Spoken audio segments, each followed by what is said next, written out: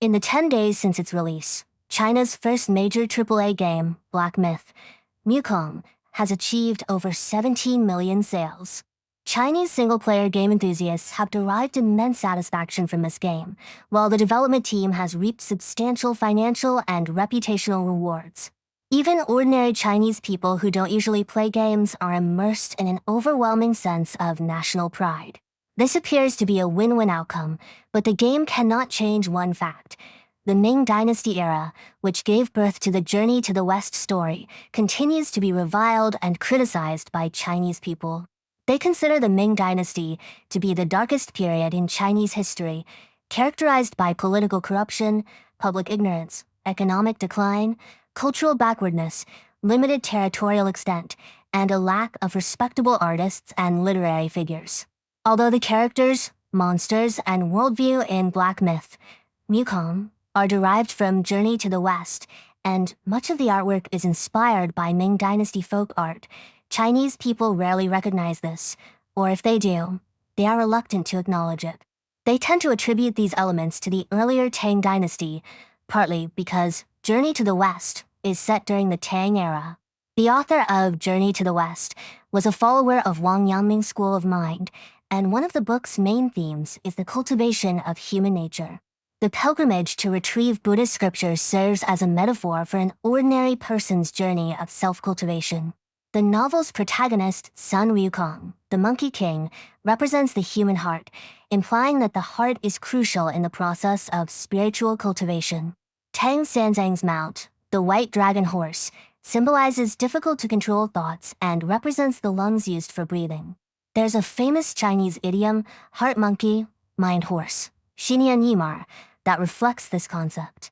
Zhu Beiji, Pigsy, symbolizes various worldly desires that practitioners need to overcome and represents the liver. Sha Wujing, Sandy, who comes from flowing sand, represents the kidneys. Tang Sanzang represents the master of both body and spirit. The demons encountered on the journey represent obstacles, symbolizing the fears, delusions, and fantasies produced by the six senses, eyes, ears, nose, tongue, body, and mind. They represent the various hurdles on the path of cultivation, originating from sensory perceptions and psychological states. Therefore, demons are born from the heart and must be subdued by the heart.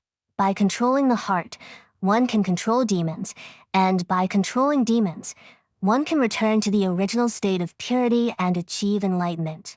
The central theme of Black Myth Wukong differs significantly from that of Journey to the West.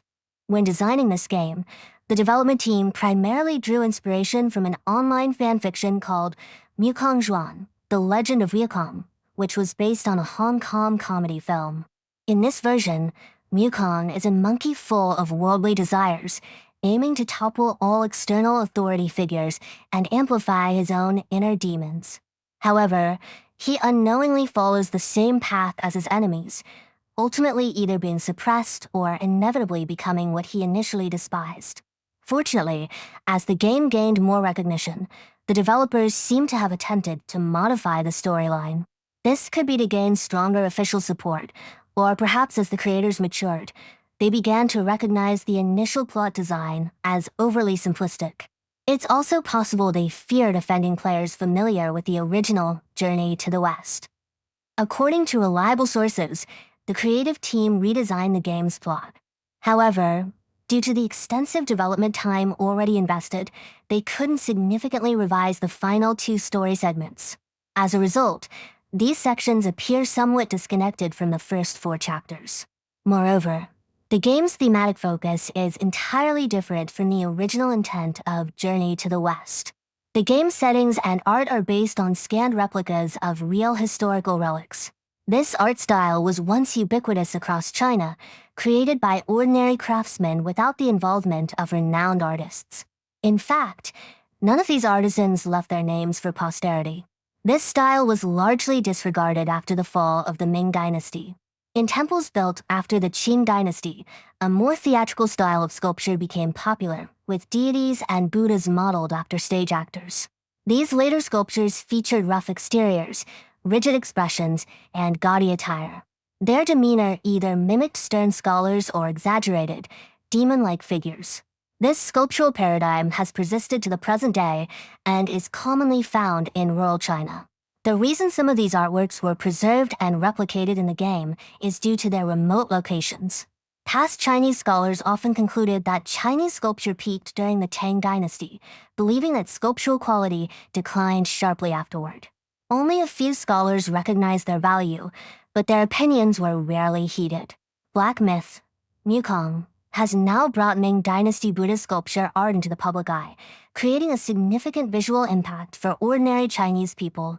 This reaction demonstrates how unfamiliar these artworks are to them. However, they tend to instinctively attribute these pieces to the Tang or Song dynasties, or to ethnic minority regimes.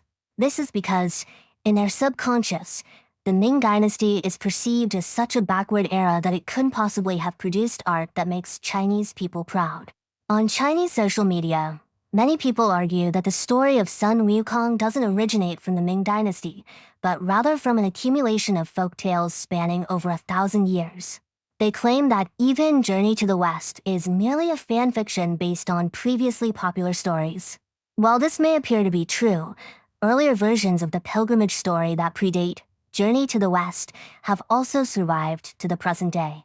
These versions are much shorter, and their content is of little interest to anyone except professional scholars.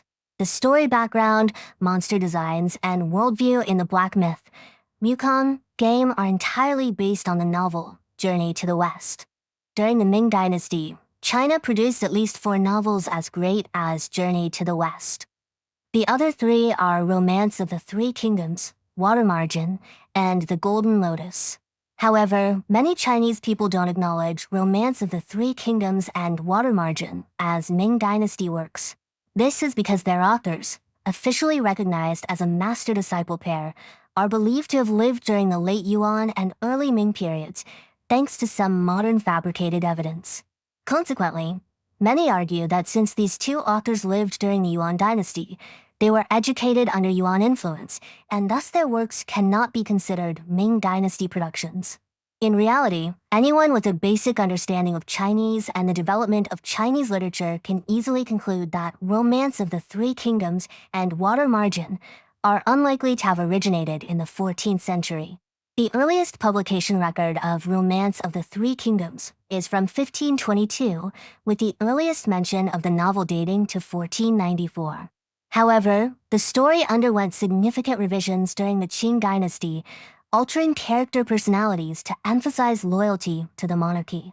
In situations where characters faced emotional dilemmas between masters and friends or family, Qing revisers would unhesitatingly make them obey their master's will.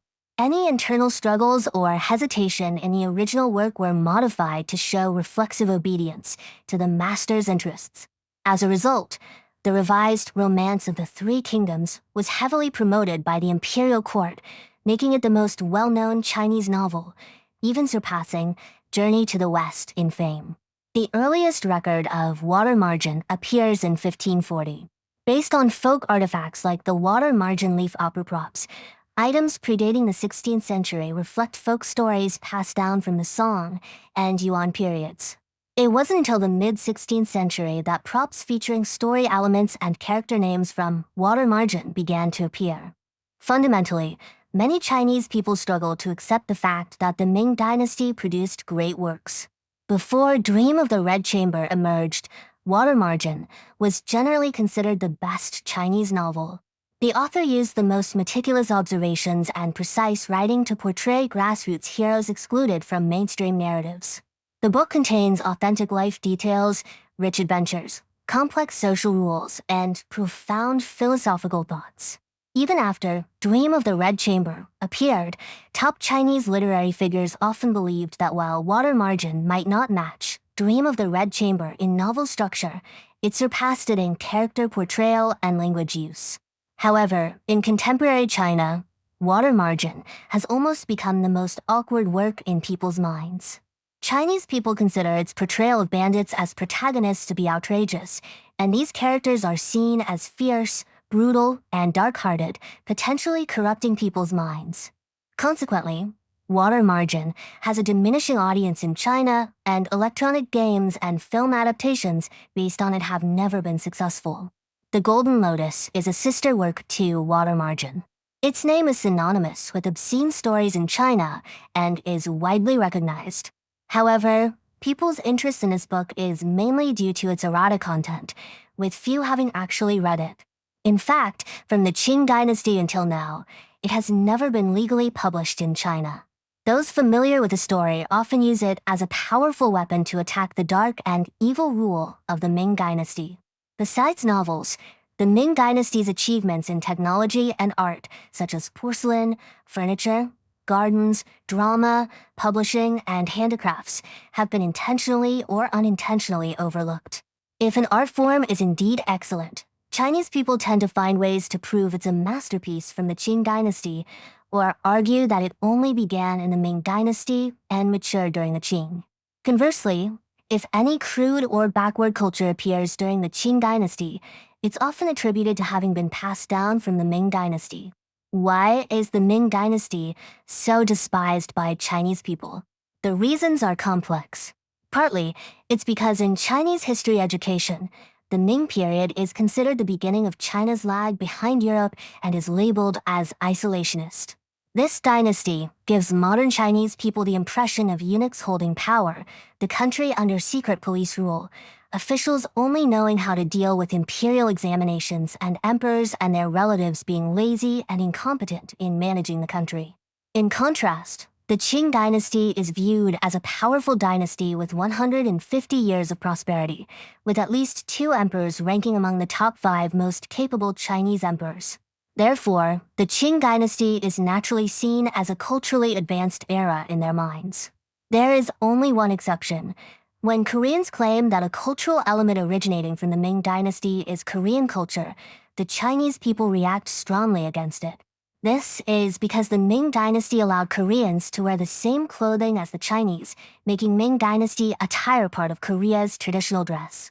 At that time, Koreans and Chinese celebrated the same festivals, read the same books, and, in general, shared the same cultural practices.